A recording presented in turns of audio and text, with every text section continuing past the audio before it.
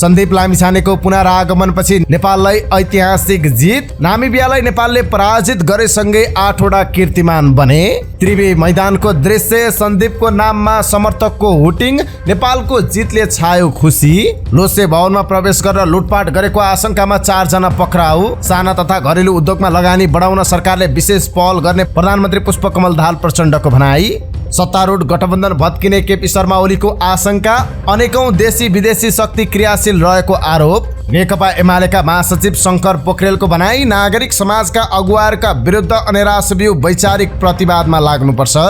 3 बुँदे सहमतिपछि स्थगित भयो रुबी खानको आन्दोलन। नेपालबाट बैंककमा चोरिस तस्करी गर्ने प्रयास, समातिए 6 थाई नागरिक। राष्ट्रिय स्वतन्त्र पार्टीले लय लिँदै देशैभर संगठन विस्तार गर्दै संगठन बनाउने तर भातृ संरचना कसैको पनि नबनाउने। ललितपुरको ग्वारकोमा सवारी चाप कम गर्न कोटेश्वरबाटै ट्राफिक डाइभर्ट गरिने। 40 कटेका विद्यार्थीलाई अखेलमा नटाँसिन एमाले नेताको सुझाव। सहकारीमा 25 लाख बढी निक्षेप राख्न नपाइने, ठुलालाई राष्ट्र बैंकले नियमन गर्ने। बागमतीमा सवारी लाइसेन्सको ट्रायलमा 70 अङ्क ल्याए पास हुने। संगीत प्रेमीको मन जितिरहेको 67 वर्षीय नन्दा पन्तको ठेट भाका लैलै बरै। 44% घट्यो लघुवित्तहरूको नाफा। अर्थमन्त्रीको भनाई, निराश हुने छुट छैन, सबैसँग मिलेर अर्थतन्त्र सुधार गर्न अग्रसर छौं। भारतीय जनता पार्टीले भन्यो बीबीसी विश्वकै सबैभन्दा भ्रष्ट संस्था हो। टर्की र सिरियामा गएको भूकम्पमा मृत्यु हुनेको संख्या 37,000 नाग्यो। संख्या दोब्बर हुन सक्ने। टर्कीमा राहतको ओइरो, छिमेकी देश सिरिया राहत र उद्धारका लागि गुहार माग्दै। एयर इन्डियाले एयरबससँग एकैपटक गर्यो 250 जहाज किन्ने सम्झौता। र स्वास्थ्य सम्बन्धी जानकारीमा आज उच्च रक्तचापको रोकथाम र व्यवस्थापनका 7 उपायहरू के हुन्, यो सम्बन्धी जानकारी सहित देश विदेशका 35 महत्त्वपूर्ण खबर संक्षिप्त रूपमा लिएर आएका छौं। हाम्रो भिडियो सामग्री अन्तिमसम्म हेर्नुहोला। शुभ प्रभात। इन्साइड नेपाल न्यूजमा यहाँहरू सम्पूर्णलाई हार्दिक स्वागत छ। म सुजन पौडेल। आज मिति 2079 साल फागुन महिनाको 3 गते बुधबार, इस्वी सम्वत 2023 फेब्रुअरी 15 तारिक। आज कृष्ण दशमी तिथि, साथै आज अन्तर्राष्ट्रिय बाल्यकाल क्यान्सर दिवस। दर्शकवृन्द, सदाका दिन जस्तै आज पनि हामी देश दुनियाँको ताजा अनि महत्त्वपूर्ण खबर अपडेट सहित तपाईमा उपस्थित भएका छौं। तपाईले हाम्रो न्यूज बुलेटिन कहाँबाट हेर्दै हुनुहुन्छ, कृपया आफ्नो गाउँठाउँको नाम तलको कमेन्ट बक्समा लेखिदिनु होला। प्रस्तुत गरेको सामग्री मन परेको छ भने कृपया हाम्रो भिडियो सामग्रीमा एउटा लाइक अवश्य गरिदिनु होला। आजको समाचार सुरुवात गरौँ नेपालको ऐतिहासिक जित सम्बन्धी प्रसङ्गबाट। आइसिसी विश्वकप लिग 2 अन्तर्गत नामिबियालाई नेपालले 2 विकेटले पराजित गर्यो। नामिबियाले दिएको 286 रनको लक्ष्य नेपालले 8 विकेटको क्षतिमा 47.4 ओभरमा पूरा गरेको हो। खेलमा नेपालका लागि करण केसीले बलिङतर्फ 5 विकेट लिए भने ब्याटिङमा कुशल भुर्तेलले शतक प्रहार गर्न सफल भए। कीर्तिपुर स्थित त्रिवी मैदानमा जित हात पारेसँगै नेपालले आधा दर्जन भन्दा बढी कीर्तिमान बनाउन सफल भएको छ। सबैभन्दा पहिलो कीर्तिमान एक दिवसीय अन्तर्राष्ट्रियमा उच्च स्कोर। नामिबिया विरुद्ध 8 विकेटको क्षतिमा 287 रन जोडेसँगै नेपालले एक दिवसीय अन्तर्राष्ट्रियमा अहिलेसम्मकै उच्च स्कोर बनायो। यसअघि नेपालले पपुवा न्युगिनी विरुद्ध 8 विकेटको क्षतिमा 286 रन जोडेको थियो। नेपालले पपुवा न्युगिनी विरुद्ध पहिले ब्याटिङ गरेर 16 रन बनाएको थियो। त्यस्तै रोहितको 1000 रन। खेलमा 72 रन जोडेका कप्तान रोहित कुमार पौडेल एक दिवसीय अन्तर्राष्ट्रिय क्रिकेटमा 1000 रन पूरा गर्ने नेपालका पहिलो ब्याट्सम्यान बनेका छन्। रोहितले सन् 2018 मा एक दिवसीयमा डेब्यु गर्दै 33 खेलमा 1017 रन जोडेका छन्। रोहितको एक दिवसीयमा उच्च स्कोर 126 हो भने उनले अहिलेसम्म 1 शतक र 5 अर्धशतक प्रहार गरेका छन्। त्यस्तै कुशल एक दिवसीय र टी20 मा शतक हिर्काउने तेस्रो खेलाडी बनेका छन्। यो सँगै नेपालले अहिलेसम्मकै ठूलो लक्ष्य पार गरेको छ। खेलमा नामिबियाले दिएको 286 रनको लक्ष्य पार गरेसँगै नेपालले अहिलेसम्मकै ठूलो लक्ष्य पार गर्यो। नेपालले यसअघि ठूलो लक्ष्य पार गरेको रेकर्ड युएईले दिएको 255 रनको थियो। त्यस्तै कुशल र रोहितको कीर्तिमानी साझेदारी। खेलमा कुशल भुर्तेल र रोहित पौडेलले तेस्रो विकेटका लागि 133 रनको साझेदारी गरेसँगै 2 कीर्तिमान बने। यो नेपालका लागि एक दिवसीय अन्तर्राष्ट्रियमा अहिलेसम्मकै ठूलो साझेदारी हो। यसअघि सर्वाधिक रनको साझेदारी देव खनाल र दिपेन्द्र सिंह एरीले पपुवा न्युगिनी विरुद्ध गरेको 129 रनको साझेदारी थियो। त्यस्तै अन्य कीर्तिमानहरूमा रोहित र सोमपालको सर्वाधिक खेल। नामिबिया विरुद्ध मैदान उत्रिएसँगै 33 एक दिवसीय खेलेर रोहित कुमार पौडेल र सोमपाल कामी नेपालका लागि सर्वाधिक एक दिवसीय अन्तर्राष्ट्रिय खेल खेल्ने खेलाडी बनेका छन्। दोस्रो स्थानमा रहेका आरिफ शेख र दिपेन्द्र सिंह एरीले नेपालका लागि 32 एक दिवसीय अन्तर्राष्ट्रिय खेल खेलेका छन्। त्यस्तै अर्को कीर्तिमानमा करण केसीले लिए तेस्रो 5 विकेट। खेलमा 5 विकेट लिएका करणले नेपालका लागि 3 पटक 5 विकेट लिने कीर्तिमान बनाएका छन्। करणले 29 एक दिवसीय खेलमध्ये 3 खेलमा 5 विकेट लिन सफल भएका छन्। करणले टी20 अन्तर्राष्ट्रियमा पनि एकपटक 5 विकेट लिन सफल भएका छन्। त्यस्तै अन्तिम कीर्तिमानमा लिग 2 मा नामिबिया विरुद्ध पहिलो जित। लिग 2 मा नेपालले अन्य 5 प्रतिद्वन्दीलाई हराए पनि नामिबियालाई भने पहिलो पटक हराउन सफल भयो। यसअघि नामिबिया विरुद्ध लिग 2 मा खेलेका 4 खेलमा नेपाल पराजित भएको थियो। 5औं खेलमा भने नेपालले शानदार जित निकालेको छ। नेपाली राष्ट्रिय क्रिकेट टिमका पूर्व कप्तान सन्दीप लामिछानेले हिजो त्रिवी क्रिकेट मैदानमा सुखद पुनरागमन गरेका छन्। उनी 6 महिनापछि मैदानमा फर्किँदा क्रिकेट समर्थकले होटिङ सहित न्यानो स्वागत गरे। सन्दीपलाई राष्ट्रिय टिममा राखिएको विषयलाई लिएर केही महिलावादीले ट्विटरमा निरन्तर प्रश्न उठाइरहेका थिए। त्यस्तै नेपाली कांग्रेसका 2 महामन्त्री गगन थापा र विश्वप्रकाश शर्माले सन्दीपलाई टिममा राख्न नहुने आशयको स्ट्याटस लेख्नु भएको थियो। तर क्रिकेट समर्थकमा भने सन्दीपको क्रेज यथावत देखिएको छ। हिजो सार्वजनिक यातायात नचलेको भए पनि त्रिवी मैदानमा उल्लेख्य संख्यामा दर्शकको उपस्थिति थियो। उनीहरू सबैको सबैभन्दा चासोमा थिए सन्दीप। कतिपय दर्शकले सन्दीपका लागि मैदानमा खेलेर आएको समेत बताएका थिए। उनीहरूले उनको नाम लेखिएको प्ले कार्ड बोकेका थिए। सन्दीप 10 ओभरपछि बलिङमा आउन साथ दर्शक दीर्घाबाट चर्को होटिङ सुरु भएको थियो। उनीहरूले सन्दीप सन्दीप भन्दै नाराबाजी समेत गरेका थिए। सन्दीपले पनि समर्थकलाई निराश बनाएनन्। आफूले फ्याँकेको दोस्रो बलमै उनले विकेट लिन सफल भए। त्यसपछि त के थियो, समर्थकहरू उफ्रेर नाच्न थाले। यो विकेट सन्दीप स्वयंका लागि अविस्मरणीय थियो। विकेट लिएपछि उनी भावविह्वल भएर साथी खेलाडीको अङ्गालोमा रोएका थिए। यसले त्रिवी मैदानमा एकछिन भावुक माहौल बनायो। बलरका लागि कठिन पिचमा सन्दीपले 3 विकेट लिँदै आफ्नो पुनरागमन सार्थक बनाएका छन्। अब अन्य प्रसंग। नयाँ बस पार्क स्थित लोसे मलमा प्रवेश गरेर लुटपाट गरेको आशंकामा 4 जना पक्राउ परेका छन्। सोमबार यातायात मजदुरको आन्दोलनका क्रममा लोसे मलमा रहेका 2वटा मोबाइल पसल र काठमाडौँ सुपरमार्केटमा तोडफोड र लुटपाट भएको थियो। सोमबार जरिवाना बापतको रकम घटाउनु पर्ने र 5 पटक ट्राफिक जरिवाना परे सवारी चालक अनुमति पत्र रद्द हुन सक्ने प्रावधान खारेजीको माग सहित सार्वजनिक यातायात क्षेत्रका मजदुरले गरेको विरोध प्रदर्शन भड्किएको मौका छोपेर लुटपाट मच्चाइएको थियो। लुटपाटमा संलग्न भएको आशंकामा प्रहरीले नयाँ बस पार्क क्षेत्रबाट 4 जनालाई नियन्त्रणमा लिएको छ। घटनामा अरू मानिस पनि संलग्न भएको भन्दै पक्राउ परेका व्यक्तिहरूको नाम प्रहरीले सार्वजनिक गरेको छैन। काठमाडौँ प्रहरी वृत्त महाराजगञ्जका डीएसपी अंगुर जीसीले लुटपाट आशंकामा केही मानिस पक्राउ परेको र उनीहरूमाथि सूक्ष्म अध्ययन भइरहेको बताउनु भयो। घटनास्थलमा रहेका सीसीटीभी फुटेजको अध्ययन अनि प्रत्यक्षदर्शीसँग सोधपुछ जारी रहेकाले अरू मानिसहरूको पनि संलग्नता रहेका कारण पक्राउ परेका मानिस सार्वजनिक नगरिएको उहाँले बताउनु भयो। प्रधानमन्त्री पुष्पकमल दाहाल प्रचण्डले लघु घरेलु तथा सानो उद्योगमा लगानी बढाउन सरकारले विशेष पहल गर्ने बताउनु भएको छ। हिजोदेखि काठमाडौँको भ्रेकुटी मण्डपमा सुरु भएको 16औं अन्तर्राष्ट्रिय औद्योगिक व्यापार मेला तथा घरेलु उद्योग महोत्सव र 6औं प्राङ्गारिक कृषि मेला 2079 को उद्घाटन कार्यक्रममा प्रधानमन्त्री दाहालले साना तथा घरेलु उद्योगका लागि सहज रूपमा कर्जा पाउने र त्यस्ता उद्योगबाट उत्पादित वस्तुको प्रबन्धनका लागि सरकारले केही महत्त्वपूर्ण नीतिगत व्यवस्था गर्न लागेको बताउनु भयो। नेकपा एमालेका अध्यक्ष केपी शर्मा ओलीले सत्तारूढ गठबन्धन भत्किने आशंका व्यक्त गर्नुभएको छ। उहाँले गठबन्धन भत्काउन अनेकौं आन्तरिक र बाह्य शक्ति जुर्मुराएको आरोप लगाउनु भएको छ। अनि राष्ट्रसभीको 23औं राष्ट्रिय महाधिवेशनको उद्घाटनलाई मंगलबार सम्बोधन गर्दै अध्यक्ष ओलीले वर्तमान सत्तारूढ गठबन्धन भत्किने प्रति आशंका व्यक्त गर्नुभएको छ। उहाँले संसदको बनावट अस्थिरताको कारक हुने खालको रहेको भन्दै गठबन्धन भत्किने शंका व्यक्त गर्नुभयो। उहाँले भन्नुभयो, अहिले साथीहरू काफी प्रसन्न भएको देख्छु। हामीले 5 दलीय गठबन्धन तोडेर अर्को एउटा सरकार बनाएका छौं। यो सफलताको कुरा हो। तर हाम्रा पार्टीका साथीहरू प्रसन्न भएको देखिन्छ। तर कदम कदाचित यो स्थिति फेरियो भने उहाँले प्रश्न गर्नुभयो। संसदको बनावट नै अस्थिरताको कारक हुने खालको छ। बहुमत कसैको छैन। हाम्रो पार्टीसँग बहुमत छैन। उहाँले देशभित्र र बाहिरका शक्तिहरू देशलाई बर्बाद पार्न लागि परेको आरोप लगाउनु भयो।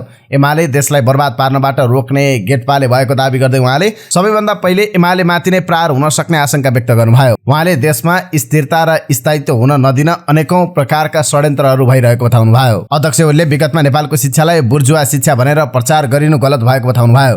कसैले पनि संस्थागत रूपमा शिक्षालाई बुर्जुवा शिक्षाको उपमा दिएर बहिष्कार गर्न नबनेको भए पनि कुनै व्यक्तिको लहरको भरमा त्यसो भनिएको बताउनु भयो। उहाँले अन्य राष्ट्रसभीमा आबद्ध विद्यार्थीहरू राम्रोसँग पढेर राम्रो नतिजा ल्याउने खालको हुनुपर्ने बताउनु भयो। कुनै पनि बहानामा पढाइ नछोड्न उहाँले विद्यार्थीहरूलाई आग्रह गर्नुभयो। प्रधानमन्त्री तथा माओवादी केन्द्रका अध्यक्ष पुष्पकमल दाहाल प्रचण्ड राष्ट्रपतिको चुनावपछि मात्र भारत भ्रमणमा जानुहुने भएको छ। पुस 10 गते प्रधानमन्त्रीमा नियुक्त हुनुभएका प्रचण्डको भारत भ्रमण यही फेब्रुअरीमा हुने तयारी चलिरहेको थियो। पुस 10 गते प्रधानमन्त्रीमा नियुक्त हुनुभएका प्रचण्डको भारत भ्रमण यही फेब्रुअरीमा हुने गरी तयारी चलिरहेको थियो। तर राष्ट्रपतिको चुनाव लगायतका विषयले उहाँको भ्रमण पर धकलिएको स्रोतको भनाइ छ। नेपाल भ्रमणमा आउनुभएका भारतीय विदेश सचिव विनय मोहन खात्राले भारत भ्रमणको विषयमा प्रधानमन्त्री प्रचण्डसँग छलफल गरेको भारतीय दूतावास स्रोतले जनाएको छ। प्रचण्डसँग प्रशासक यात्राले सोमबार भेटघाट गर्नुभएको थियो। स्रोतले भन्यो विदेश सचिवले भारत भ्रमणको विषयमा चर्चा गर्नुभएको छ, तर अहिले नेपालको राजनीतिक अवस्था ठिक नभएको कारण मिति तय भएको छैन। स्रोतका अनुसार अहिले नै भारत भ्रमण गराउन सम्भव नहुने देखिएसँगै राष्ट्रपतिको चुनावपछि मात्र हुने गरी आन्तरिक तयारी थालिएको छ। आगामी 25 गते राष्ट्रपतिको चुनाव हुँदैछ, त्यसअघि फागुन 13 मा मनोनयन दर्ता गर्ने कार्यक्रम छ। राष्ट्रपतिको उम्मेद्वार को बन्ने भनेर राजनीति गरमराएको छ। कतिपयले राष्ट्रपतिको विवादले सत्ता समीकरण फेरबदल हुने आशंका समेत गर्दै आएका छन्। नेकपा एमालेका महासचिव शङ्कर पोखरेलले नागरिक समाजका अगुवाहरूको वैचारिक प्रतिवादमा अनेरास बिउ लाग्नुपर्ने बताउनु भएको छ। मंगलबार अनेरास बिउको 23औं राष्ट्रिय महाधिवेशनको उद्घाटन समारोहलाई सम्बोधन गर्दै महासचिव पोखरेलले नेकपा एमालेको नेतृत्वमा सरकार हुँदा नागरिक समाजको नाममा सडक आन्दोलन हुने गरेको बताउनुभयो। उहाँले भन्नुभयो, अबको अनेरास बिउ यथास्थितिवादको पक्षमा रहेका यस प्रकारका नागरिक समाजका अगुवाहरू जसले समाजको परिवर्तन र विकासलाई रोक्नका लागि भूमिका निर्वाह गर्छन्, त्यसको विरुद्ध वैचारिक र राजनीतिक रूपमा खडा हुन सक्ने अनेरास बिउ आजको आवश्यकता हो भन्ने कुरालाई तपाईँ हामी सबैले बुझ्न जरुरी छ। उहाँले बुर्जुवाहरूले सरकारमा बसेर जुनसुकै बर्बादीको काम गरे पनि नागरिक समाज सडकमा नजाने, तर एमालेले जनताको हितको पक्षमा काम गर्दा पनि सडकमा आउने गरेको भन्दै आपत्ति जनाउनु भयो। प्रहरीले 23.5 किलो लागु औषध चोरेसहित 4 जना थाई नागरिकलाई पक्राउ गरेको छ। त्रिभुवन अन्तर्राष्ट्रिय विमानस्थलबाट थाइल्यान्डको ब्याङ्कक जान लागेका यात्रुमाथि शंका लागेर चेक जाँच गर्ने क्रममा लागु औषध बरामद भएको लागु औषध नियन्त्रण ब्युरोका प्रमुख प्रहरी वरिष्ठ उपरीक्षक एसएसपी विकास राज खनालले बताउनुभयो। उनीहरूको लगेज चेक जाँचका क्रममा फल्स बटम बनाएर चोरेस लुकाएको पाइएको खनालले बताउनुभयो। उहाँका अनुसार प्रहरीले नेपालमा उत्पादन हुने चोरेस ब्याङ्कक लान खोजेका थिए। 4 जना विरुद्ध लागु औषध ऐन अनुसारको कसुरमा अनुसन्धानका लागि म्याद थप गरेर छानबिन भइरहेको प्रहरीको भनाइ छ। निर्मला कुर्मीका लागि न्याय मागिरहेका बाँकेका महिला र गृह मन्त्रालय बीच 3 बुँदे सहमति भएको छ। सहमतिसँगै 48 दिनदेखि माइतीघर मण्डलामा अनसनरत महिलाहरू घर फर्किने भएका छन्। बाँकेको नेपालगञ्ज उपमहानगरपालिका 17 की निर्मला कुर्मीका श्रीमानको 2062 मा मृत्यु भएको थियो। श्रीमानको मृत्युको 4 वर्षपछि कुर्मीका 2 छोराको 10 दिनको अन्तरालमा 2066 भङ्सिरमा रहस्यमय तवरमा मृत्यु भएको थियो। श्रीमान र छोराको मृत्युपछि कुर्मीको घरजग्गा सुरक्षित राखिदिन्छु भन्दै बादशाह कुर्मीले लालपूर्जा र निर्मलाको नागरिकता लिएका थिए। 2075 मा निर्मला कुर्मी बेपत्ता भइन् र उनको नाममा रहेको घरजग्गा पनि अरूको नाममा सारियो। अपहरणपछि कुर्मीको हत्या गरेको भन्दै नेपाली कांग्रेसका नेता समेत रहेका बादशाह कुर्मी विरुद्ध उजुरी समेत परेको छ। संविधान सभा सदस्य समेत रहिसकेका बादशाह बाँके क्षेत्र नम्बर 32 बाट लुम्बिनी प्रदेश सभा सदस्य समेत हुन्। अधिकार कर्मी रुबी खान सहितले निर्मला कुर्मीले न्याय पाउनुपर्ने माग सहित 2078 असोजमा नेपालगञ्जदेखि काठमाडौँसम्म पैदल यात्रा गरेका थिए। त्यसपछि सरकारले निर्मला कुर्मी हत्या छानबिन गर्न गृह मन्त्रालयका सचिव हिरालाल रेग्मीको नेतृत्वमा समिति बनाएको थियो। यो प्रतिवेदन पछि बादशाह सहित 8 जना विरुद्ध जिल्ला प्रहरी कार्यालय बाँकेमा उजुरी समेत परेको छ। सांसद कुर्मी भने भदौ 2078 देखि नै हाजिरी जवानीमा छन्। नेकपा माओवादी केन्द्रका उपमहासचिव वर्षमान पुन स्वास्थ्य उपचारका लागि चीन प्रस्थान गर्नुभएको छ। वैषाणुगत जन्डिसबाट पीडित पुन मंगलबार नियमित उपचारका लागि श्रीमती ओन्सरी घरतीसहित चीन प्रस्थान गरेको पारिवारिक स्रोतले बताएको छ। मिटर ब्याज तथा ठगी विरुद्ध किसान मजदुर संघर्ष समितिले गृह मन्त्रालय र समिति बीच भएको सहमति कार्यान्वयनका सम्बन्धमा जानकारी माग गरेको छ। सूचनाको हक अनुसार समितिलाई कानूनको मस्यौदा बारे जानकारी गराउन समितिले माग गरेको छ। समितिका प्रवक्ता निर्गराज जयसीले सूचना माग गर्दै दिएको निवेदनमा गत 1 असोजमा तत्कालीन गृहमन्त्री बालकृष्ण खाँडको रहबरमा समिति र गृह मन्त्रालय बीचमा भएको सहमति कार्यान्वयन बारे सरकारले समितिलाई जानकारी नदिएर सूचनाको हक उल्लङ्घन गरेको आरोप लगाइएको छ। सरकारसँग 5 बुँदे सहमति भए पनि उक्त सहमति तत्काललाई आन्दोलन मत्तर पार्ने प्रपञ्चका रूपमा सरकारले लिएको निवेदनमा दाबी गरिएको छ। राष्ट्रिय स्वतन्त्र पार्टी आक्रमक पार्टी संगठन विस्तार र शुद्धिकरणमा जुटेको छ। देशभरको समानुपातिक मत तान्ने योजना सहित उसले संगठन विस्तारलाई प्राथमिकता दिएको छ। गठन भएको 6 महिनामै राष्ट्रिय राजनीतिमा प्रभाव जमाउन सफल भएपछि दीर्घकालीन राजनीति गर्न संगठन विस्तार अगाडि बढाएको सभापति रवि लामिछानेले बताउनुभयो। जेठ महिनाभित्र संगठन निर्माणको काम सक्ने तयारी छ। आगामी चैतसम्म जिल्ला जेठभित्र पालिका र वडा स्तरीय समिति बनाइसक्ने उहाँले जानकारी दिनुभयो। त्यसैका लागि राष्ट्रिय स्वतन्त्र पार्टीले 1 फागुनमा केन्द्रीय समिति विस्तार गर्दै 40 सदस्यीय बनाएको छ। त्यस्तै विभिन्न विभाग गठन गरी त्यसको प्रमुख तोकेको छ, जस अन्तर्गत अभियान तथा प्रचार प्रसार विभाग, प्रवासी नेपाली सम्पर्क विभाग, प्रशिक्षण विभाग, संगठन विभाग, उद्योग वाणिज्य श्रम तथा उपभोक्ता हित, केन्द्रीय गुनासो व्यवस्थापन विभाग, विकास योजना तथा नीति तर्जुमा विभाग, सूचना तथा प्रविधि विभाग छ। छन्। यसको मुख्य उद्देश्य नै संगठनलाई बलियो बनाउनु रहेको लामिछानेले बताउनुभयो। संगठन विस्तारलाई द्रुत गतिमा अगाडि बढाउने प्रक्रिया थालेका छौं। लामिछानेले भन्नुभयो, पार्टी गठन गर्ने बित्तिकै हामी चुनावमा केन्द्रित हुँदा संगठनात्मक संरचना निर्माण गर्न पाएका थिएनौं। अब चुनावपछि विभिन्न समिति निर्माण गरेका छौं। उहाँका अनुसार हरेक संगठन केन्द्रदेखि वडासम्म बन्ने र सबै कार्यकारी हुनेछन्।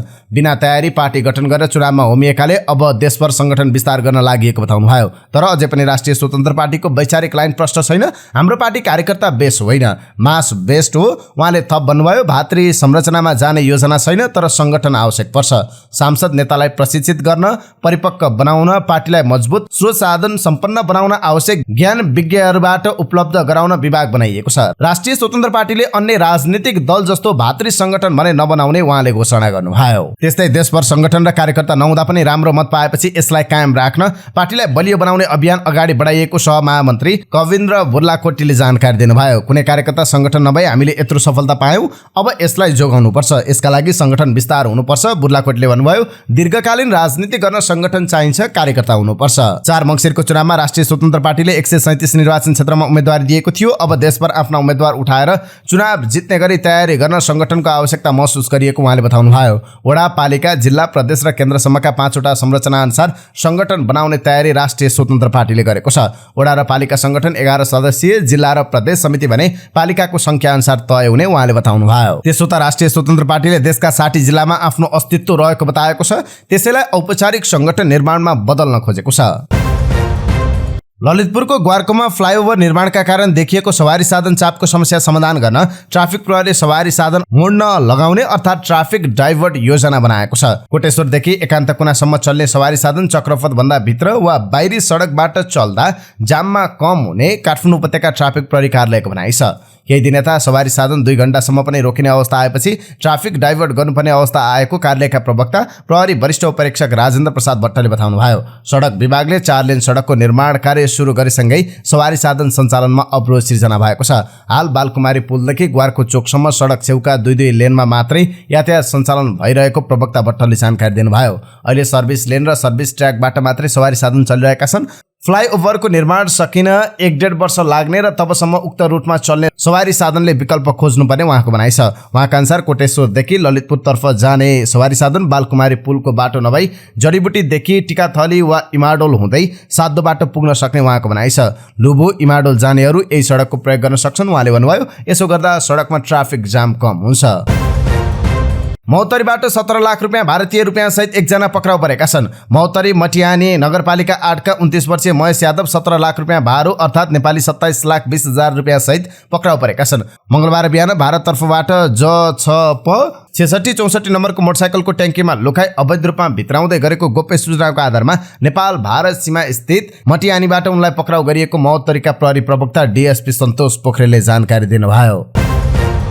नेकपा एमालेका स्थायी कमिटी सदस्य भानुभक्त ढकालले विरोधको राजनीतिले मात्रै कसैको पनि जीविको निर्वाह नहुने बताउनु भएको छ। काठमाडौँमा मंगलबारबाट सुरु भएको अनेरासभिको 23औं राष्ट्रिय सम्मेलनलाई शुभकामना मन्तव्य दिँदै नेता ढकालले समृद्ध नेपाल सुखी नेपाली भन्ने राष्ट्रिय आकांक्षा पूरा गर्न विरोधको राजनीति गर्न छाड्नुपर्ने बताउनु भयो। समृद्ध नेपाल सुखी नेपालीको सपना विरोधको राजनीतिले मात्र पूरा हुँदैन र विरोधले मात्र अब हाम्रो जीविका निर्वाह हुँदैन भन्ने कुरामा प्रष्ट हुन जरुरी छ। पूर्व विद्यार्थी नेता समेत रहनुभएका ढकालको भनाइ थियो। नेता ढकालले नेपालको राजनीतिमा अनेरासभिको भूमिका ऐतिहासिक रहेको भन्दै अनेरासभि अझै रचनात्मक ढंगले अगाडि बढ्नुपर्ने बताउनुभयो। उहाँले 40 गतेका विद्यार्थीलाई अझै विद्यार्थी राजनीति गर्ने आकांक्षा छोडेर पार्टी राजनीतिमा आउन आग्रह गर्नुभयो। एमाले निकटको अनेरासभिको 23औं राष्ट्रिय महाधिवेशन काठमाडौँमा मंगलबारबाट सुरु भएको छ। कमलादी स्थित प्रज्ञा भवनमा नेकपा एमाले अध्यक्ष केपी शर्मा ओलीले ड्रोन उडाएर अनेरासभिको महाधिवेशन उद्घाटन गर्नुभएको छ। महाधिवेशनको उद्घाटन सत्रलाई सम्बोधन गर्दै अध्यक्ष ओलीले नेतृत्व चयनमा समझदारी कायम गर्न आग्रह गर्नुभएको थियो। यसअघि अनेरासभि अध्यक्ष सुनिता बरालले पनि सहमतिमै नेतृत्व चयनको प्रयास गर्ने बताएकी थिइन्। मतदानमा जानु परे विद्युतीय मेसिन प्रयोग गर्ने उहाँले जानकारी दिनुभयो। सीता एयरलाइन्सले आजदेखि हप्तामा 3 दिन दाङ काठमाडौँ उडान भर्ने भएको छ। सीता एयरले तुलसीपुरको टारीगाउँ विमानस्थलमा सोमबार, बुधबार र शनिबार गरी हप्ताको 3 दिन उडान भर्ने भएको छ। नियमित उडान भर्ने भएपछि नयाँ भाडा पनि निर्धारण गरिएको छ। अहिले भाडा दर काठमाडौँ दाङ 8,000, दाङ काठमाडौँ 8,100 रुपियाँ तय गरिएको सीता एयरका प्रमुख प्रबन्धक विनोद मिश्रले जानकारी दिनुभयो। उहाँका अनुसार काठमाडौँबाट दिउँसो 12:10 बजे र दाङबाट दिउँसो 1:30 बजे उडान भर्नेछ। माघ 13 गते सीताले परीक्षण उडान भरेको थियो। बागलुङमा बलात्कार कसुरमा एक युवालाई 12 वर्ष कैद सजाय तोकिएको छ। जिल्ला अदालत बागलुङले बागलुङको बरेङ गाउँपालिका 3 का 24 वर्षीय अनिल श्रीषलाई 15 वर्षीय बालिकालाई बलात्कार गरेको कसुरमा 12 वर्ष कैद सजायको फैसला सुनाएको छ। बालिका बलात्कार गरेको कसुरमा कैदसँगै 4 लाख रुपियाँ जरिवाना फैसला गरेको छ। जिल्ला न्यायाधीश दिवाशंकर भट्टको सोमबारको अन्तिम आदेशले सजायसँगै 20,000 क्षतिपूर्ति फैसला गरेको जिल्ला अदालत बागलुङका सूचना अधिकारी सूर्य प्रसाद भण्डारले बताउनुभयो। बालिकालाई 2079 जेठ 27 गते बलात्कार गरेको भन्दै पीडित पक्षले जेठ 30 गते जिल्ला प्रहरी कार्यालय बागलुङमा उजुरी दिएको थियो। धेरै क्यासिनो चलाउने कम्पनीले कानुन अनुसार एउटा मात्र क्यासिनो चलाउन पाउने नियमका कारण अन्य क्यासिनो बन्द गर्नु नपर्ने भएको छ। सरकारले सम्पत्ति शुद्धिकरण निवारण तथा व्यावसायिक वातावरण प्रबन्धन सम्बन्धी ऐनलाई संशोधन गर्न बनेको विधेयक 2079 लाई संसदमा दर्ता गरेको छ, जसमा पर्यटन ऐनमाथि संशोधन गर्दै यस्तो प्रस्ताव ल्याउन लागि छ। एउटा कम्पनीले एउटा मात्र क्यासिनो सञ्चालन गर्ने पाउने नियम अनुसार आफूले रोजेको क्यासिनो चलाउने गरी कम्पनीले रोज्न सक्ने अवधि 2080 असार मसान्तसम्मलाई तोकिएको छ। रोजेको बाहेकका अन्य क्यासिनो चलाउने भए 2081 साल असार मसान्तभित्र अलग अलग कम्पनी खडा गरी इजाजत लिन निवेदन दिन सक्ने गरी प्रावधान राखिएको छ। डडेलधुरामा भिरबाट लडेर एक महिलाको मृत्यु भएको छ। मृत्यु हुनेमा जिल्लाको परशुराम नगरपालिका 5 परिगाउँकी 26 वर्षीय डम्बरी देवी धामी रहेको इलाका प्रहरी कार्यालय जोगबुढाले जनाएको छ। मंगलबार घाँस काट्न जाने क्रममा गडबड्यानी भिरबाट लडेर धामीको घटनास्थलमै मृत्यु भएको इलाका प्रहरी कार्यालय जोगबुढाका प्रहरी निरीक्षक गंगादत्त बडुले जानकारी दिनुभयो। उहाँका अनुसार धामी भिरबाट करिब 100 मिटर तल खसेकी थिइन्। उनको शवलाई पोस्टमार्टमका लागि जोगबुढा ल्याइएको प्रहरी निरीक्षक बडुले बताउनुभयो। भानु माध्यमिक विद्यालय दरबार हाइस्कुलमा सार्वजनिक विद्यालय सुधारको माग राख्दै सोमबारदेखि आमरण अनसन बसेका प्रकाश नेउपानेलाई काठमाडौँ महानगर प्रहरीले हटाएको छ। विद्यालयकी प्रधानाध्यापक शारदा कुमारी पौडेलले अनसनरत व्यक्तिले गोर्खा घर भएको र प्रकाश नेउपाने भनेर आफ्नो परिचय दिएको जानकारी दिएकी थिइन्। उनी गोर्खाको लुइटेल विद्यालयको व्यवस्थापन समितिको अध्यक्षको रूपमा 2 वर्ष काम गरेको समेत बताइएको प्रधानाध्यापक पौडेलले बताउनुभयो। उहाँले सोमबार विद्यालयमा विभिन्न 16 बुँदे माग राखेर अनसन बस्न आएको भनेपछि विद्यालय परिसरमा अनसन नबस्न आग्रह गर्दा आफ्नो माग कतै सुनवाई नभएकाले नेपालको पुरानो स्कुलमा बस्दा सुनवाई हुन सक्ने भन्दै अनसन बसेको प्रधानाध्यापक पौडेलले बताउनुभयो। उहाँले भन्नुभयो, विद्यालयको सुधारका लागि भनेर विद्यालयमा अनसन बस्दा विद्यार्थीलाई असर गर्छ। यहाँ नबसिदिनुहोस् भनेको मान्नु भएन। मैले सम्बन्धित निकाय सबैमा खबर गरेकी थिएँ। आज नगर प्रहरी आएर लानुभयो। नगर प्रहरीले उहाँलाई उठाएर लगेपछि कहाँ लगे भन्ने जानकारी नभएको उहाँले बताउनुभयो। सरकारले सहकारीको नियमनलाई कसिलो बनाउने भएको छ। अब सहकारीहरूले बचतकर्ताबाट ठूलो निक्षेप लिन नपाउने गरी कानुन बनाउन लागि छ भने ठूला कारोबार गर्ने सहकारीहरूको नियमन नेपाल राष्ट्र बैंकले गर्ने भएको छ। पछिल्लो समय धेरै सहकारी संस्थाहरू समस्याग्रस्त बन्दै जाँदा सरकारले सहकारी संस्थामा 25 लाख भन्दा बढीको निक्षेप राख्न नपाउने गरी संशोधन गर्न लागेको हो। हाल सहकारी संस्थाले संस्थामा सदस्यको व्यक्तिगत बचतको सीमा सम्बन्धमा संस्थाको विनिमयमा तोकिए अनुसार लिन सक्ने व्यवस्था रहेको थियो। तर नेपाल सरकारले संघीय संसदको प्रतिनिधि सभामा दर्ता गरेको सम्पत्ति शुद्धिकरण, मनी लन्ड्रिङ निवारण तथा व्यावसायिक वातावरण प्रबन्धन सम्बन्धी केही ऐनलाई संशोधन गर्न बनेको विधेयकमा सहकारी ऐन संशोधन गर्दै सहकारी संस्थाले 25 लाखसम्म मात्र निक्षेप लिन पाउने व्यवस्था गर्न लागेको छ। सहकारी ऐनको दफा 52 लाई संशोधन गर्दै व्यक्तिगत बचतको सीमा 25 लाख रुपियाँमा नबढ्ने गरी संस्थाको विनिमयमा तोकिए अनुसार नै लिनुपर्ने व्यवस्था गर्न लागि छ।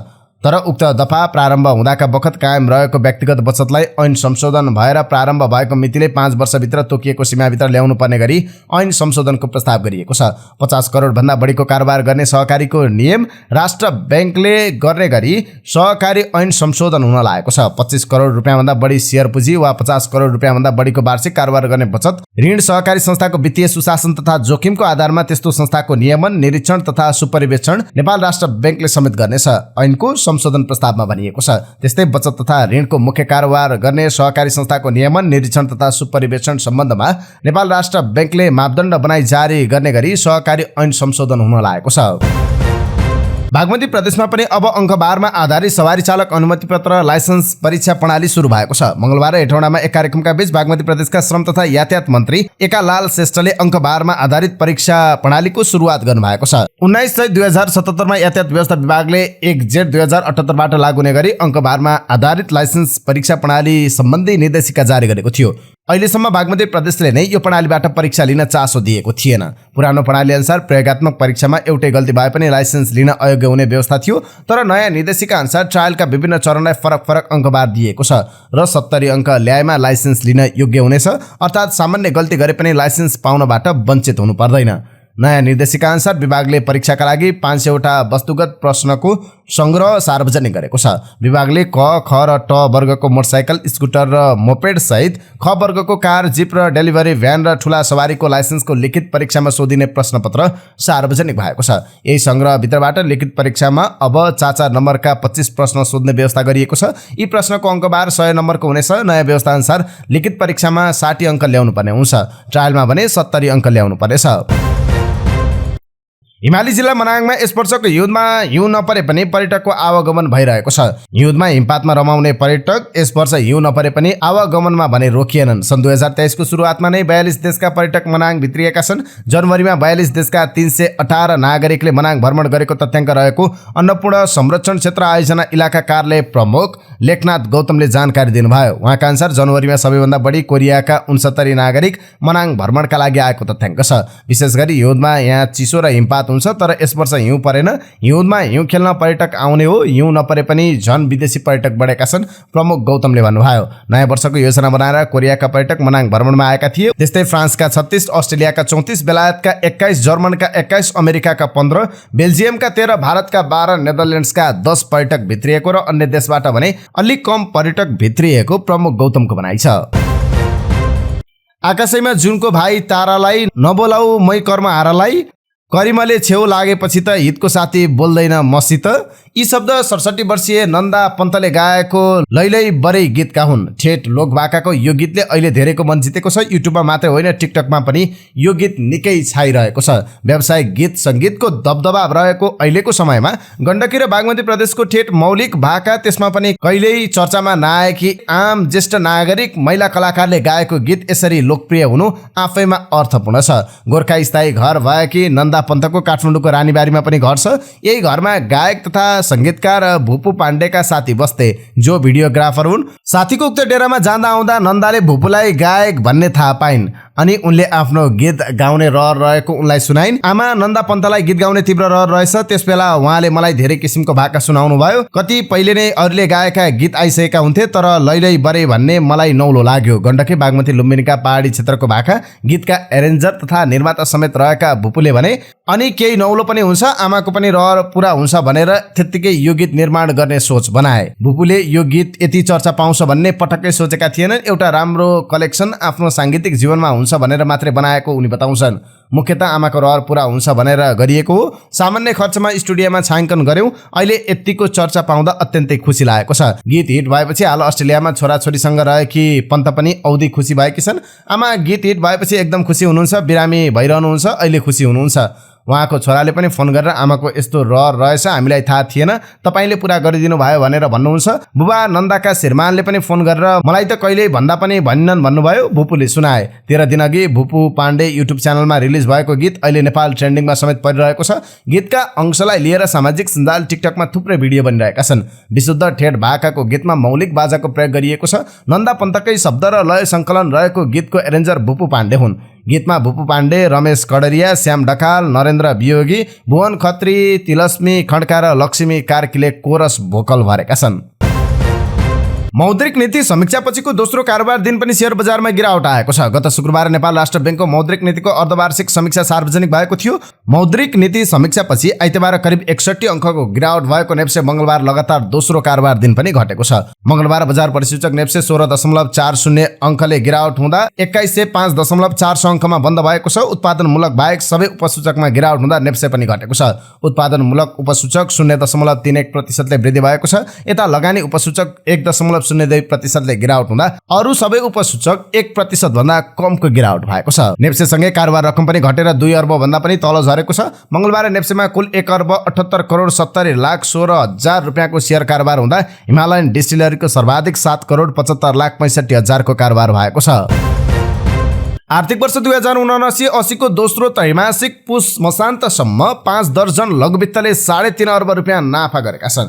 गत वर्ष सोही अवधिमा लघुवित्तले 6 अर्ब 9 करोड रुपियाँ नाफा गरेका थिए। गत वर्षको अवधिमा लघुवित्तको नाफा 44% ले कम हो। पुस मसान्तमा 10 वटा लघुवित्तको मात्रै नाफा बढेको छ। अन्य 40 वटा लघुवित्तको नाफा गत वर्षको सोही अवधिको तुलनामा घटेको छ। त्यसैगरी 8 वटा लघुवित्त नोक्सानीमा छन्। नोक्सानीमा रहेका लघुवित्तहरूमा आर्थिक वर्ष 2079-80 को दोस्रो त्रैमास पुष मसान्तसम्ममा 8वटा लघुवित्त नोक्सानीमा अर्थात् ऋणात्मक रहेका छन्। उपकार लघुवित्तको 1,61,61,00,000 रुपियाँ, मनुषी लघुवित्तको 44,66,000 रुपियाँ, बिन नेपाल लघुवित्तको 1,09,71,000 रुपियाँ, ग्रामीण विकास लघुवित्तको 12,59,91,000 रुपियाँ, सामुदायिक लघुवित्तको 31,72,000 रुपियाँ, एनएमबी लघुवित्तको 80,12,000 रुपियाँ र लक्ष्मी लघुवित्तको 2,40,09,000 रुपियाँ ऋणात्मक रहेका छन्। राजस्व सङ्कलनमा चाप परेको, अनिवार्य दायित्वमा समेत स्रोत व्यवस्थापन गर्न नसकेर बजेटको सन्तुलन बिग्रिरहेको कारण देखाएर सरकारले चालु आर्थिक वर्षको बजेटमा ठूलो कटौती गर्यो। कोभिड-19 महामारीपछि क्रमशः खुम्चिँदै गएको मुलुकको अर्थतन्त्रमा आन्तरिक र बाह्य दुवै क्षेत्रबाट चाप छ।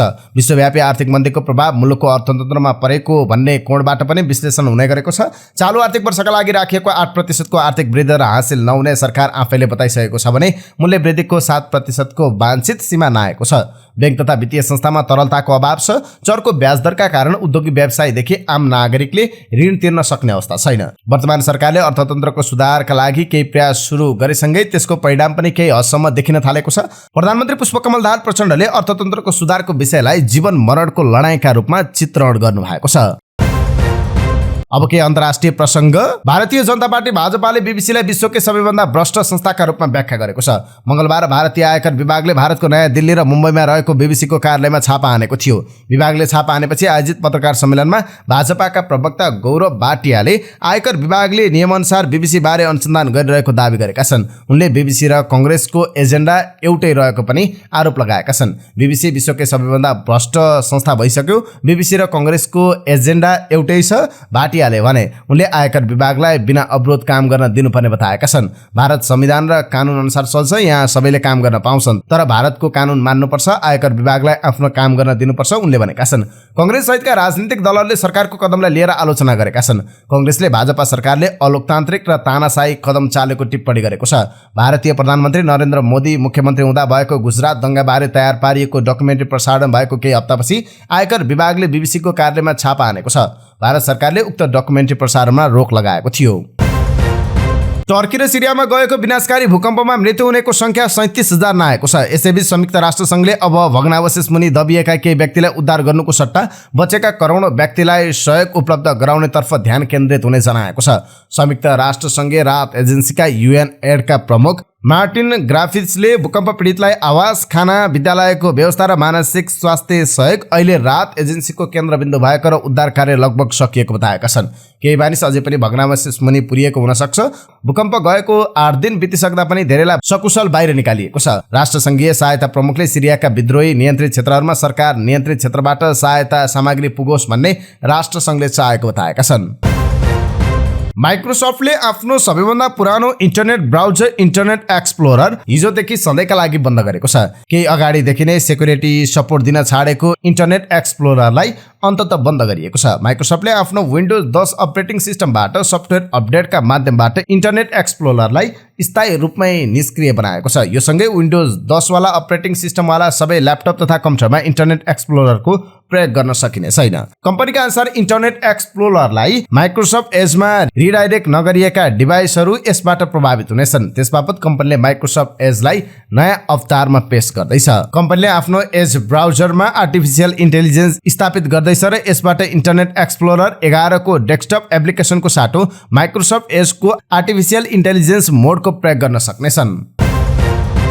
एयर इन्डियाले फ्रान्सेली जहाज निर्माता कम्पनी एयरबससँग एकैपटक 250 वटा जहाज खरिदका लागि सम्झौता गरेको छ। भारतीय सञ्चार माध्यमका अनुसार मंगलबार दुई कम्पनी बीच यस्तो सम्झौता भएको हो। यो सम्झौतामा भारतीय प्रधानमन्त्री नरेन्द्र मोदी र फ्रान्सेली राष्ट्रपति इमानुएल मैक्रो समेत उपस्थित थिए। यस डिललाई मोदीले ऐतिहासिक भनेका छन्। यसले भारतको नागरिक उड्डयनतर्फको सफलता र आकांक्षा दर्शाउने उनको भनाइ छ। उनले मुलुकको सुदूर भेगलाई हवाई उडानका माध्यमबाट जोड्ने अभियानमा भारत रहेको समेत बताएका छन्। यसले आर्थिक र सामाजिक विकासमा महत्त्वपूर्ण योगदान पुगेको उनको भनाइ छ। भारतीय एभिएसन क्षेत्रलाई आगामी 15 वर्षमा 2000 भन्दा बढी एयरक्राफ्ट चाहिने उनले बताएका छन्। टाटा समूहका अध्यक्ष चन्द्रशेखरनका अनुसार एयर इन्डियाले किन्न लागेका 250 जहाज मध्ये 40 वाइड बडी र 210 न्यारो बडी छन्। सरकारी ध्वजाबाग एयर इन्डियालाई अघिल्लो वर्ष मात्र निजी व्यापारिक घराना टाटा समूहले अधिग्रहण गरेको थियो। त्यससँगै समूहले आक्रामक बजार विस्तार र जहाजहरू थप्ने काम गरिरहेको छ। पछिल्लो तथ्याङ्क अनुसार फ्रान्सलाई उछुन्दै भारत स्कच व्हिस्कीको सबैभन्दा ठूलो खरिदकर्ता बनेको छ। व्हिस्की निर्माताहरूले सन् 2022 मा भारतमा 21.90 करोड व्हिस्कीका बोतलहरू निर्यात गरेका थिए, जुन 2021 को तुलनामा 60% बढियो। यो जानकारी स्कच व्हिस्की एसोसिएसनले दिएको छ। यद्यपि मूल्यको हिसाबले अमेरिका अझै पनि सबैभन्दा ठूलो खरिदकर्ता हो। अमेरिकाले सन् 2022 मा $1.27 बिलियन को व्हिस्की आयात गरेको थियो। स्कच लामो समयदेखि भारतमा प्रतिष्ठासँग सम्बन्धित छ, तर स्कचले अझै पनि विश्वको सबैभन्दा ठूलो व्हिस्की बजारको 2% मात्र ओगटेको छ। एक हप्ता अगाडि टर्की केन्द्रबिन्दु भएर गएको भूकम्पले छिमेकी सिरियामा पनि असर गर्यो। अन्तर्राष्ट्रिय सञ्चार माध्यमका अनुसार सिरियामा 6,500 भन्दा बढी मानिसको मृत्यु भइसकेको छ, तर सिरियाले विश्व समुदायबाट राहत तथा उद्धारका लागि पर्याप्त सहयोग पाइरहेको छैन। राहत र उद्धार सामग्री नहुँदा भूकम्प पीडितको उद्धारमा समस्या भएको छ। सिरियाका भूकम्प पीडितहरू स्वास्थ्य उपचार, राहत तथा खोजी कार्यको पर्खाइमा छन्। समाचार संस्था रोयटर्सका अनुसार सिरियामा भूकम्प पीडितहरू खाली हातले नै भग्नावशेष पन्छाउँदै च्यापिएका मान्छेको खोजी गरिरहेका छन्। भग्नावशेष पन्छाउने पर्याप्त सामान नहुँदा उद्धारकर्मीले समेत काम गर्न सकिरहेका छैनन्। हामी सहयोगविहीन भएका छौँ। उद्धारमा खटिएका 28 वर्षीय अली ओबिड भन्छन्, बाह्य सहयोग नआएसम्म हामी केही गर्न सक्ने अवस्थामा छैनौँ। हामीसँग पर्याप्त सामान छैनन्। सन् 2011 देखि 2022 सम्म सिरिया गृहयुद्धको चपेटामा छ। भूकम्प प्रभावित क्षेत्र सिरियाका विपक्षी समूहको कब्जा भएको क्षेत्र हो। सिरिया सरकारले प्रभावित क्षेत्रमा राहत तथा उद्धार सामग्री पठाउन खोज्दा प्रभावित क्षेत्रमा कब्जा जमाएर बसेका विपक्षीले अस्वीकार गरिरहेका छन्। प्रभावित क्षेत्रको पकड हातमा लिएका नेताहरूले सिरियन सरकारको नियन्त्रण भएको क्षेत्रबाट आएको राहत नलिने बताउँदै आएका छन्। विपक्षीहरूको यही अडानका कारण प्रभावित क्षेत्रमा पर्याप्त राहत पठाउन नसकिएको संयुक्त राष्ट्र सङ्घको भनाइ छ। प्रभावित क्षेत्रका बासिन्दाहरू भने आक्रोशित छन्। कसैले केही गर्न सकेनन्, हामीलाई सहयोग चाहिएको बेलामा कोही उपस्थित भएनन्। एकजना भूकम्प प्रभावित आक्रोशित सुनिन्छन्। सिरियामा कतिसम्म अभाव छ भने भूकम्प गएको 3 दिनपछि मात्र इजिप्टबाट 20 जना स्वास्थ्य कर्मीको टोली पुगेको थियो, तर स्वास्थ्य सामग्रीको अभावमा इजिप्टबाट आएको स्वास्थ्य कर्मीको टोलीले पनि काम गर्न सकेन। यसको ठिक विपरीत टर्कीमा भने अन्तर्राष्ट्रिय सहायताको ओइरो लागेको छ। सिमानाको अर्कोतिरको सिरिया भने राहतका लागि गुहार लगाइरहेको छ। अब आजका लागि स्वास्थ्य सम्बन्धी जानकारी। स्वास्थ्य सम्बन्धी जानकारीमा आज हामीले उच्च रक्तचापका लक्षणहरू र उच्च रक्तचापको रोकथाम र व्यवस्थापन गर्ने उपायहरू के छन् यो सम्बन्धी जानकारी लिएर आएका छौँ। अधिकांश बिरामीमा उच्च रक्तचापको कुनै पनि लक्षण नदेखिन सक्छ। यसैकारण यो रोगलाई थाहा नहुने मृत्युको कारण अर्थात् साइलेन्ट किलर पनि भन्ने गरिन्छ। रक्तचाप धेरै बढेपछि टाउको दुख्ने, नाकबाट रगत बग्ने र चक्कर लाग्ने हुन सक्छ। लामो समयदेखि उच्च रक्तचापका बिरामीलाई रक्तचापका कारण विभिन्न जटिलताहरू जस्तै मुटु रोग वा मृगौला सम्बन्धी रोग तथा पक्षघात पनि हुन सक्छ। परिवारमा यदि कोही उच्च रक्तचापबाट ग्रसित छन् भने तपाईलाई पनि यो समस्या हुन सक्ने सम्भावना हुन्छ। यसका साथै कम शारीरिक क्रियाकलाप, बढ्दो तौल, रगतमा बढ्दो चिल्लोपना, धूम्रपान गर्नाले वा मधुमेह रोगले उच्च रक्तचाप हुने जोखिम हुन्छ। उच्च रक्तचापलाई नियन्त्रण गर्न विभिन्न औषधिहरू उपलब्ध छ। त्यसमध्ये चिकित्सकले दिएको आवश्यकता अनुसार कुनै औषधि छनौट गर्न सक्नुहुन्छ। रक्तचापको दीर्घकालीन नकारात्मक असरबाट बच्न औषधिहरू नियमित सेवन गर्न जरुरी छ। अब उच्च रक्तचापको रोकथाम र व्यवस्थापन। आफ्नो जीवनशैलीलाई परिवर्तन गर्नुहोस्। सन्तुलित आहारमा बढी जोड दिने वा आफ्नो स्वस्थ तौललाई कायम राख्नुहोस्। त्यस्तै स्वस्थ खानपान, खानामा नुनको प्रयोग कम गर्ने र फलफुल, सागसब्जी र दूधबाट उत्पादित चिल्लो कम भएका सामग्रीहरूको उपभोग प्रशस्त मात्रामा गर्ने। त्यस्तै नियमित रूपमा व्यायाम गर्ने। नियमित शारीरिक व्यायाम गर्ने। हप्ताको कम्तीमा 5 दिनसम्म हरेक दिन छिटो हिँड्ने, दौडिने, कमसेकम 30 मिनट पौडी खेल्ने। साथै सबैभन्दा महत्त्वपूर्ण धूम्रपान नगर्ने। पूर्ण शारीरिक जाँच र उचित परीक्षण गर्ने। समयमै चिकित्सकसँग परामर्श लिनुपर्छ। पूर्ण शारीरिक जाँच र उचित परीक्षण गराउनुपर्छ। प्राय उच्च रक्तचाप हरेक अन्य असामान्यताको पहिचान हुँदैन, तर त्यस्तो अवस्थालाई इन्सेन्टल हाइपरटेन्सन भनिन्छ। त्यस्तै उच्च रक्तचापको समस्या देखिएमा नियमित रूपमा औषधि सेवन गर्नुपर्छ। समस्या देखिसकेपछि नियमित औषधि सेवन गर्नुपर्छ, अन्यथा ती औषधि लाभदायी हुँदैनन्। उच्च रक्तचाप बिरामीले आफ्नो रक्तचापको नियमित जाँच गराइराख्नुपर्छ। साथै चिकित्सकको निर्देशन अनुसार समय समयमा स्वास्थ्य जाँच गराउनुपर्छ। यसो गर्नाले तपाईको रक्तचाप कतिको घटेको वा बढेको छ भन्ने थाहा पाउन सकिन्छ। सोही अनुसार चिकित्सकले औषधिको मात्रा समायोजन गर्नेछन्। त्यस्तै चिकित्सकको सल्लाह बिना औषधि सेवन नगर्नुहोला। रक्तचापको समस्या देखिएकाहरूले औषधि सुरु गरेपछि आफू खुसी औषधि खाने र छाड्ने गर्नु हुँदैन। चिकित्सकको सल्लाह बिना औषधि सेवन गर्ने र छाड्ने गर्नु झन घातक हुन्छ। यदि औषधिको कारण केही प्रतिकूल असर भएमा यसबारे आफ्नो चिकित्सकसँग सल्लाह गर्नुपर्छ। यिनै समाचार सहित हामी समाचारको अन्त्यमा आइपुगेका छौँ। प्रस्तुत गरेको समाचार सामग्रीमा तपाईको केही टिका टिप्पणी भए तलको कमेन्ट बक्समा लेखिदिनु होला। दैनिक रूपमा सत्य अनि तथ्य खबर अपडेटका लागि हाम्रो यस युट्युब च्यानललाई सब्स्क्राइब गर्न नबिर्सिनु होला। दिनभरको न्युज अपडेट बेलुकी 6 बजे हाम्रो यस युट्युब च्यानलमा हेर्न सक्नुहुन्छ। जहाँ जाँदै तपाईलाई हामीले प्रस्तुत गरेको सामग्री मन परेको छ भने कृपया हाम्रो भिडियो सामग्रीमा एउटा लाइक अवश्य गरिदिनु होला। तपाईको बाँकी पल सुखद रहोस्।